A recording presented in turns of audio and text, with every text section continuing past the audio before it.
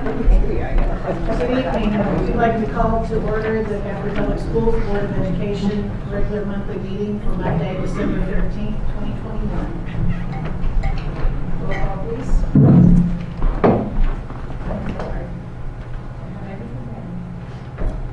Platt. Here. Pearson. Here. Davis. Here. Salee. Here. Smedley. Here. Schroeder. Here. Bennett Johnson. Here. Madam President, we have a quorum. Please join me in the pledge of allegiance. Pledge allegiance to the flag of the United States of America and to the republic for which it stands, one nation under God, indivisible, with liberty and justice for all.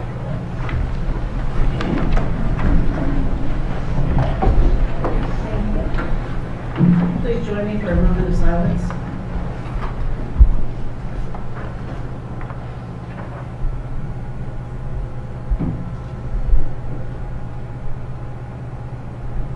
Thank you. Presentation of employee and student recognition. Mr. Rogan? Well, we're back for our second month of how we have kind of rotated and changed our Student of the Month. As you remember, last month we decided to go to the classroom and present. Worked out really great. Had a good time with that. Mr. Whimsy from Foundation Insurance really was interactive with the kids, and so we went back this month and it was really good again. So I'm going to give a little bit of plug to Guthrie News page and Chris Evans. If you don't have a chance or you haven't had a chance, he always runs the stories of what's wrote about them in there, so make sure that you go on there because the recipients of all three of those this month were great and very deserving. And so we'll start with our Student of the Month. It was an 8th grader, Tanea Brown, and she was nominated by Kristen Hooper, one of our special education teachers. And so very deserving, and when you read what Ms. Hooper wrote, you're going to be in awe. Our Support Employee of the Month is our custodian here. It helps at high school in favor. Anita Paul was not here today, but she nominated him kind of with everybody in our building. He has done just a great job here. He just goes way above, and the facility's in great shape. And so we presented today, and Dr. Simpson was able to take a picture with Edward Robles. And then our Certified Employee of the Month. This was something different. This month is Miss Laura Porter, our high school special education teacher. But a few of the students came to Mr. Throckmorton and said, hey, I know you guys do an Employee of the Month. We want to nominate and say why that we think our teachers should be. And so when you read those, you're probably going to have some tears in your eyes because it was very moving. And so when we read that in class today, Ms. Porter about broke down, so did the kids. And so very deserving Employees of the Month, Student of the Month, and so we were glad to be able to present those today in the classroom so their students could be recognized and see the teacher doing good things. So, thank you. Thank you.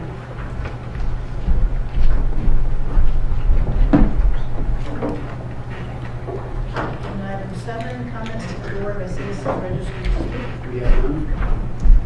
Comments to the board by board members.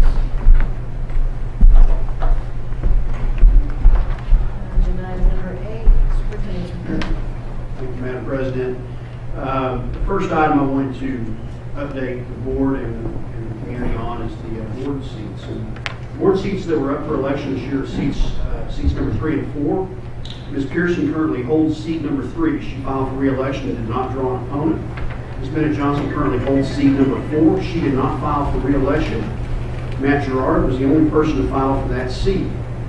Ms. Davis, who currently holds seat number 6, was appointed with more than half of the term remaining. That means an election was required for the seat holder for the remainder of the term until 2025. Ms. Davis was the only person to file for seat number 6 to serve the remainder of the term.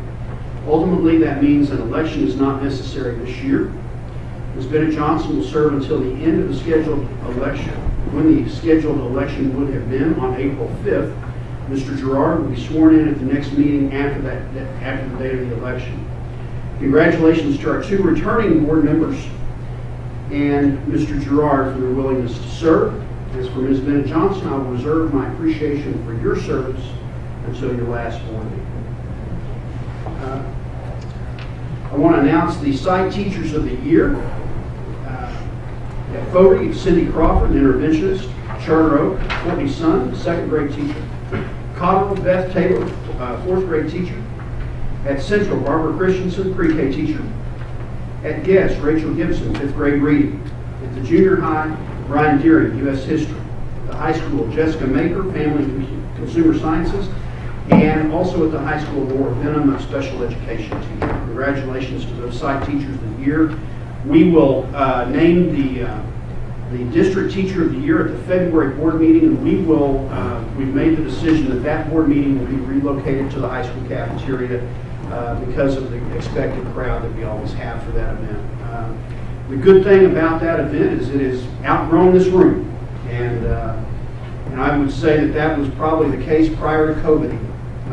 The community interest in our Teacher of the Year and support for that is something that has grown exponentially, and we appreciate all of the work that everyone puts into that. The next item, the Winter Band Concert was last Thursday night. Thankfully, we were able to return to the Scottish Rite Temple for the performance after a one-year absence due to COVID. Local concert is tomorrow night, also at the Scottish Rite Temple, beginning at 7 o'clock p.m.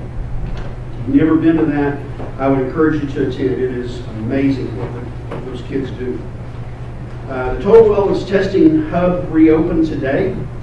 They will be open over the break on December 20th through the 23rd and December 27th through the 30th.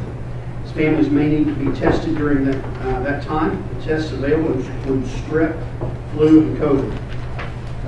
And just a little side note, we are seeing a slight uptick, and not surprising given the Thanksgiving holiday and some of the time that we've had since then. And we're managing that as we always do. And a reminder that to all that we will be in distance learning on this Friday. Staff will report to work, and many have scheduled their COVID booster shot for that day as well. Families are asked to email our COVID-19 email address to communicate with us during the break. In the event of a positive case, we would like to notify students and staff if we have a confirmed exposure, as well as prepare assignments for any students who may need them upon their return from the break. And a reminder that the winter break will begin on Saturday, December 18th, and school will resume on Monday, January 3rd. That's my report. Thank you. Agenda item 9, the consent agenda. The following items, those items of a routine nature normally approved at board meetings, will be approved by one vote unless any board member desires to have a separate vote in any or all of these items. The consent agenda consists of discussion, consideration, and action on the items listed in the agenda. Do you have a motion? Madam President, I move that we approve the consent agenda. Second. A motion and a second. Roll call, please. Klein. Yes. Pearson. Yes. Davis. Yes. Celine. Yes. Smedley. Yes. Schroeder. Yes. Bennett Johnson. Yes. 7 ayes, 0 nays. Agenda item 10A, presentation of the 2020-2021 audit by Putnam Company LLC. Mr. Putnam is here to make a presentation.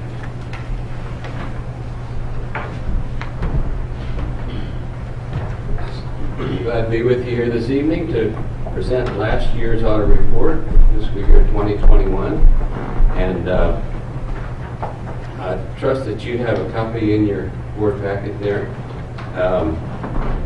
One thing about our audit, it's a little confusing when you look at the opinion, but we're given a clean opinion in that we are following the format required by the State Department of Education. They want us to do it on a regulatory basis format, which we have done.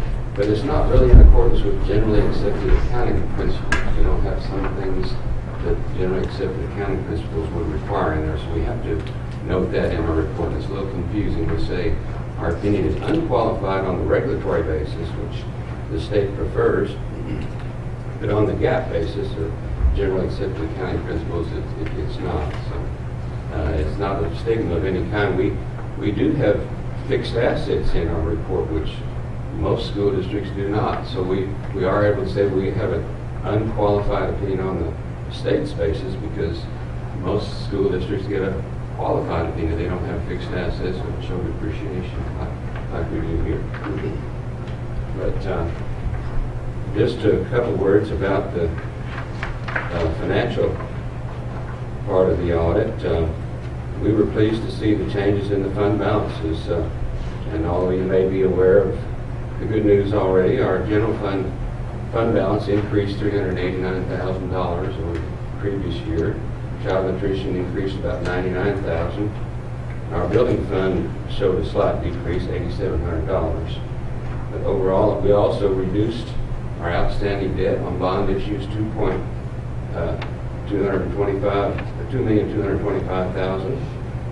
We had $376,000 federal dollars still coming in at the end of the year, still receivable.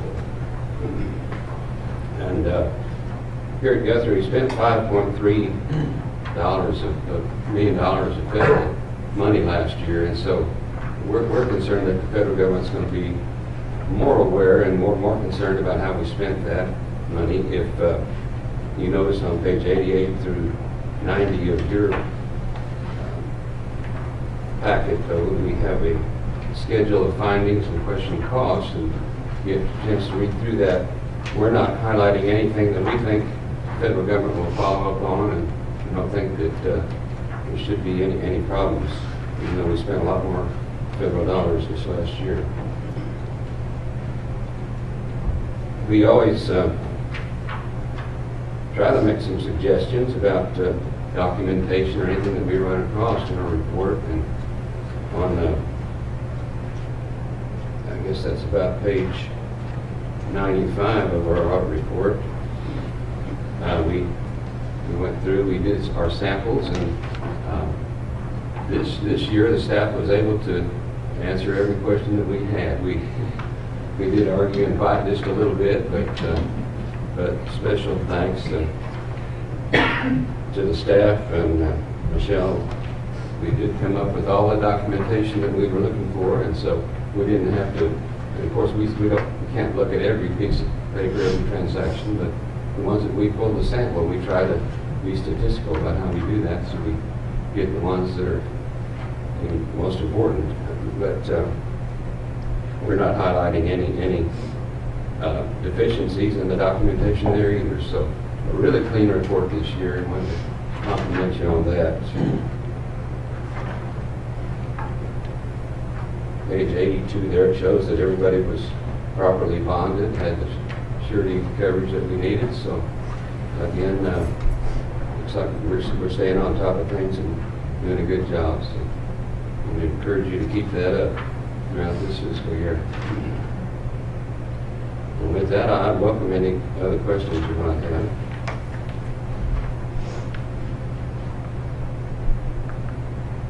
Madam President, quick question. Clean audit was very good, complimentary to the staff.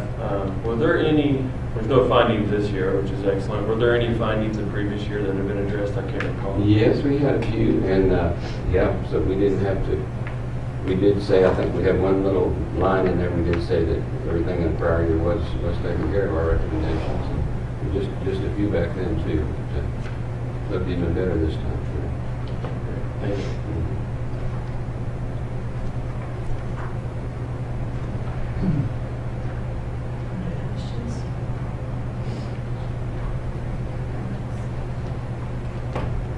We'll sure get a copy of the audit report and the data collection form that we complete, send that to the Federal Clearinghouse. And as I said, I don't think there are going to be any serious concerns with the Clearinghouse. And also we'll post this on the State Auditor and Inspector's website, so it'll be up there with all the other school district audits. And it'll be on our website as well. That's right. Thank you, Jerry. Thank you, Dr. Simpson.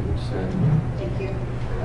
Board members, just a reminder, Michelle, do we have a specific copy that we want the board members to sign tonight? Yes, Samantha has it. Okay, yeah, so every board member will need to sign before we leave. Thank you. Thank you. Agenda item 10B, recommendation, consideration, and action upon appointment of Lou Barlow, Doug Ogle, and Michelle Chappell as the designated representatives to the Board of Education to conduct employee negotiations for the 2021-2022 school year. In the consent agenda, we approved the agreement with Barlow Associates to assist us with the negotiations with the GACT. The long-time negotiator that we've utilized from that firm, Bill Hodges, has stepped away from this. And so Lou Barlow, the president of the firm, is going to step into that position in place of Mr. Hodges, Dr. Hodges. And so recommend that we continue this relationship, and we've already done that, so we need to name Mr. Barlow, Mr. Ogle, and Ms. Chappell as designated representatives. Recommend approval. Madam President, I move that we appoint Lou Barlow, Doug Ogle, and Michelle Chappell as designated representatives of the Board of Education to conduct employee negotiations for the 2021-22 school year. Second. We have a motion and a second. Any discussion? Roll call, please. Black, Yes. Pearson, Yes. Davis, Yes. Salee, Yes. Smedley, Yes. Schroeder, Yes. Bennett Johnson, Yes. 7 ayes, 0 nays. Agenda item 10C, agreement between Betsy Chin, BCBA of BC Behavioral LLC to provide specialized services related to the provision of educational and behavioral services for students. This agreement is on page 1, it says 99 of your packet, but it's actually page 1. It's 99.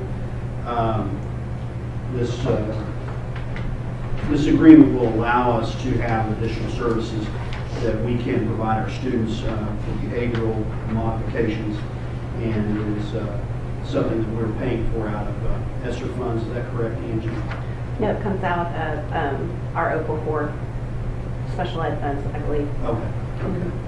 We've got so many of these moving parts here, it's hard to keep up, but this is something that Ms. Young believes our students need, and so I recommend approval.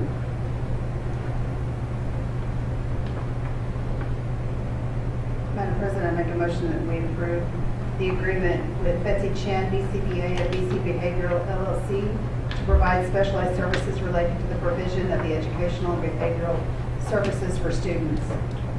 Second. We have a motion and a second. Any discussion? Roll call, please. Black, Yes. Pearson, Yes. Davis, Yes. Salee, Yes. Smedley, Yes. Schroeder, Yes. Bennett Johnson, Yes. 7 ayes, 0 nays. Agenda item 10D, recommendation, consideration, and action upon the 2021 Oklahoma Youth Tobacco Survey for 6th through 12th grade students, sponsored by the Oklahoma State Department of Health, with help from the Sooner Survey Center at the University of Oklahoma Health Sciences Center. Pages 102 through 150 contain the survey along with cover letter and an email from the State Department of Health and between myself and them. We have done this in the past. It is something that the state collects this data. It's anonymous, and it is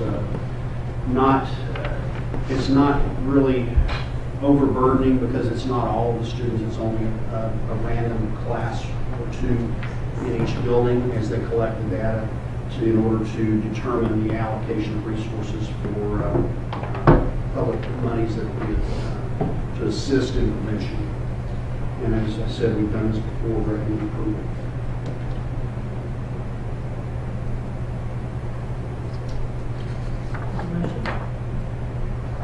Madam President, I move that we move on the 2021 Oklahoma Youth Tobacco Survey for 6th through 12th grade students, sponsored by the Oklahoma State Department of Health with the help from the Sooner Survey Center at the University of Oklahoma Health Sciences Center. Second. Motion and a second. Any discussion? I have a question. Is this something that they do they do this during class, I mean during school time, or is it? It is during class, but it's, I don't know, Chris, you've had this in your building, I believe, and Susan, I think you have. Yeah, they randomly select, and very random, like maybe English, a sophomore class, a freshman class, some juniors, and then they actually send the people out and they administer it, and they take care of it and go on. It's one class period. It's a very long No, survey. yeah, no, I don't have an objection, but 197 questions, they aren't even going to answer But- those correctly. But one thing, I don't know if you caught this in the packet, but what you got is the entire thing, but if you check no, you don't get the rest of those questions. What you got is So the it text defaults version. to something else. Yes, and It so is, it's, you would have to check, yes, I do this, or yes, I do that, and then they would probe further. But if you check no, then you move on to the next one. So it's not, but it's all on computer, it's not done paper pencil, but apparently we're the only school district that has asked for this for presentation to the board. So they had to work to get something that they could produce that would show you all the questions. So, That makes more sense, because I didn't object to it, it's just I think 197 I got it. questions, nobody would Crazy. answer that. and that's covered in the cover letter. It explains that. So it is voluntary. Correct. So when this is presented to the students, I assume that's communicated as well to the students at that time. Yes. They could opt out. Yeah, because they have opt-in and opt-out. Do you know particularly which one this one is, Dr. Simpson? This is an opt-out, but it's voluntary on the student's part as well. It's not just the parent. Student can say, I don't want to do it. There's no penalty or anything. But they're informed they have that option to Yeah. opt out at the time. Yeah, they have to present it to when the academic part of this from OU requires that in order to be in compliance with the institutional review as a data collection agent. So Yeah, they my have to. question. The students are aware. They have to be made aware of that, or they can't, or the people that are administering this could get in a lot of trouble. Very good. Yeah. Other questions or discussion? Motion? Okay. Is it? Yeah. Roll call, please. Clyde. Yes. Pearson. Yes. Davis. Yes. Celine. Yes. Smedley. Yes. Schroeder. Yes. Bennett Johnson. Yes. 7 ayes, 0 nays. Agenda item 10E, recommendation, consideration, and action on revision to the district policy F48 for exchange students. Page 151 has this policy in the red line version. Mr. LeGrand approached me about this, the need to examine this policy, or at least on a temporary basis. If you remember, those of you that have been on the board for a while, in 2018, we suspended this policy for a year. With the transfer policy that we're getting ready to consider as well, he and I talked about combining and joining this with the transfer policy, where if we are over the number of students that we've deemed to be acceptable at the secondary level, we would not accept any foreign exchange students and treat them similar to transfers. And then one of the things that came out of discussion with the board members at the committee level was past where we've had times where foreign exchange students would begin the school year residing in our district and attending Guthrie Public Schools, then would change host families and suddenly reside outside the Guthrie Public Schools boundary, but would continue as a Guthrie Public School student, and the desire was to not allow that. And so we placed that last sentence in here as well. And so I bring this to you with the recommendation of approval. Madam President, I move we approve the revisions to district policy F48 foreign exchange students. Second. Motion second, any discussion? Roll call, please. Clyde. Yes. Pearson. Yes. Davis. Yes. Celine. Yes. Smedley. Yes. Schroeder. Yes. Bennett Johnson. Yes. 7 ayes, 0 nays. Agenda item 10F, recommendation, consideration, and action upon revision to district policy F5A, student transfers. Okay, this policy, and I would like to also, we will change this and actually suspend policy F5A and make this policy F5. The way this is worded, we no longer need policy F5A, which deals with military transfers. And this as we know from the last legislative session, there was a tremendous amount of change that happened in what we are allowed to do as a school board with regard to transfers. And when we looked, we talked at the staff level about what that should look like.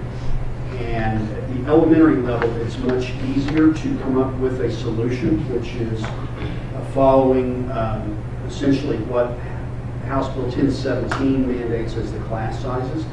And as the legislature has begun to re-implement those class size, and they're doing that for kindergarten and first grade this next year, but as the notion is that they're going to continue to gradually bring those along further up the line at the elementary level. And so essentially that means that a class of 20 is the most that you could have.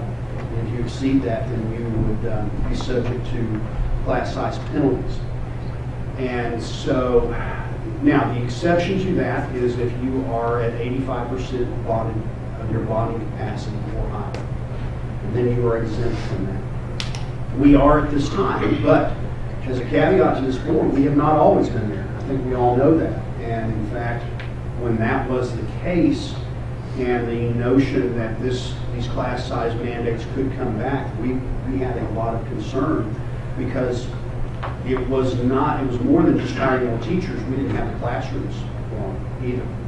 And so with the student transfers at the elementary level, the thought and the consensus was to stay with the House Bill 1017 numbers.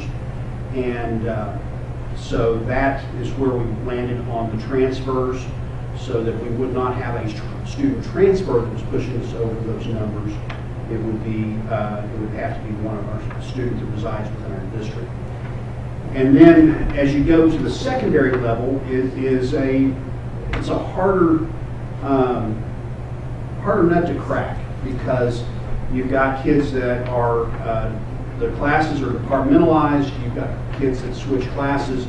The House Bill 1017 numbers dictate that the teacher would have no more than 140 students across the entire day.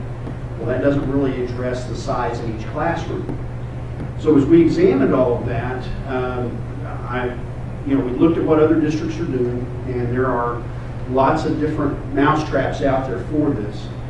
But the one that we landed on that's the easiest to explain and the easiest to understand is to set a maximum size to allow transfers in for a given class. So in other words, the 6th grade class, the 7th grade class, the 8th grade class. And it is required that this board 4 times per year review those limits. And so we will do that to be in compliance. And that's with the elementary. But this policy, what we present to you tonight for the modification, is to set that at 250 students. And when you think about where our sweet spot has been, at least currently with this district, that's about where it is. We have some classes that are smaller, and we have some classes that are larger. But when you look at what our building capacities are, and let's take the high school for example, you've got four classes in there, 4 grades, and I know Mr. LeGrand would rather have about 500 kids in there, but there's room for about 1,000.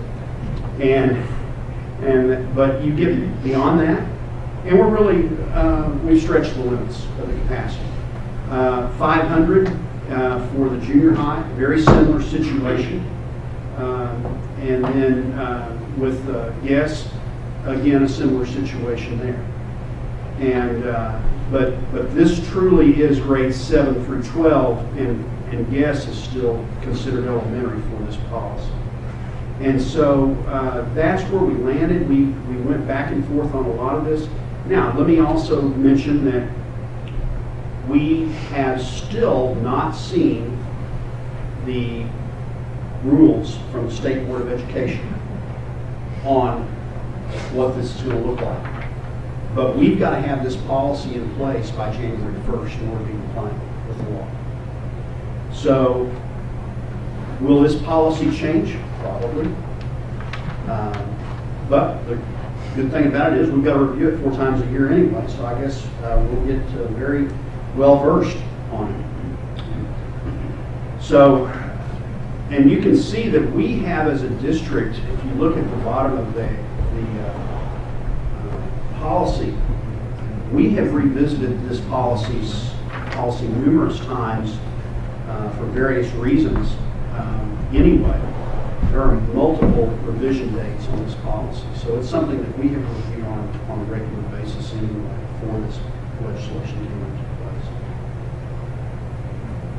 place. Questions?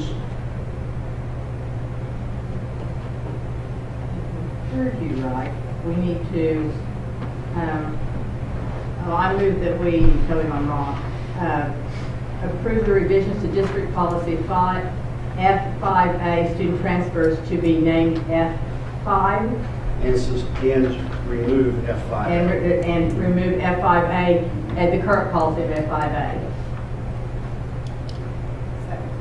I'm going to say, let's just leave. Get a motion and a second. Second. Roll call, please. Black, Yes. Pearson, Yes. Davis, Yes. Salee, Yes. Smedley, Yes. Schroeder, Yes. Bennett Johnson, Yes. 7 ayes, 0 nays. Agenda item 10G, presentation of proposed new district policy E47, prohibition on race and sex discrimination in curriculum and instruction. This is on page, I'm getting there, 166. And this will be a new policy. This is a first reading of this policy, and we will bring it to you for approval in January. This provides, in the event that there is concern that we are not, the teacher is not following the Oklahoma academic standards, we have administrative relief in place and a way to determine if we are not doing so. And this is a recommendation from our legal counsel as well, based on the legislation House Bill 1775. This does not require an action, but can have discussion if needed. And we can reserve that till the next month. Any discussion?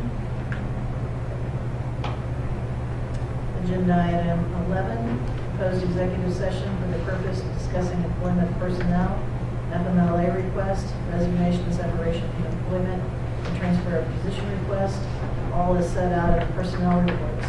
Discussion of extra duty assignments is listed for 2021-2022. Discussion of employment of temporary contract teachers is listed on Schedule A for the second semester of 2021-2022 school year. Discussion of employment of probationary contract teacher is listed on Schedule B for the second semester of 2021-2022.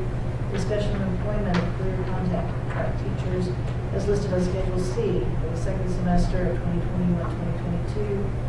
School year and periodic evaluation, annual evaluation in terms of employment conducted by Michael Simpson, superintendents of schools, disclosure of which information would violate the confidentiality requirements of state and or federal law, all pursuant to 25 Oklahoma statute, section 307B, 1 and 7. Is there a motion to go into executive session?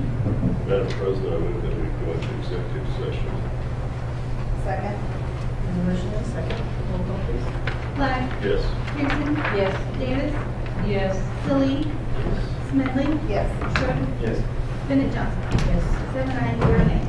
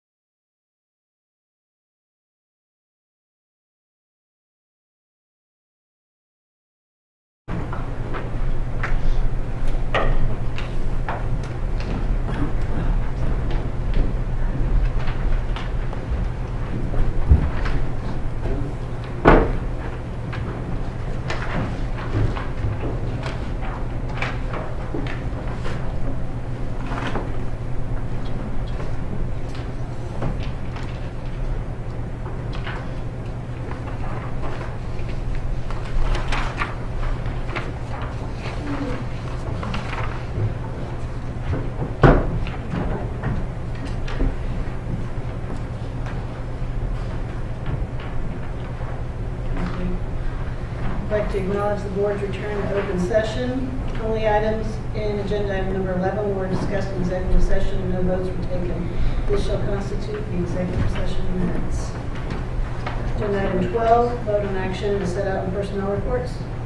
Madam President, I move that we approve the personnel reports. Second. A motion and a second. Roll call, please. Clyde, Yes. Pearson, Yes. Davis, Yes. Salee, Yes. Smedley, Yes. Schroeder, Yes. Bennett Johnson, Yes. 7 ayes, 0 nays. Agenda item 13, action upon extra duty assignments for 2021-2022. Madam President, I make a motion that we approve the extra duty assignments for 2021-2022. Second. A motion and a second. Roll call, please.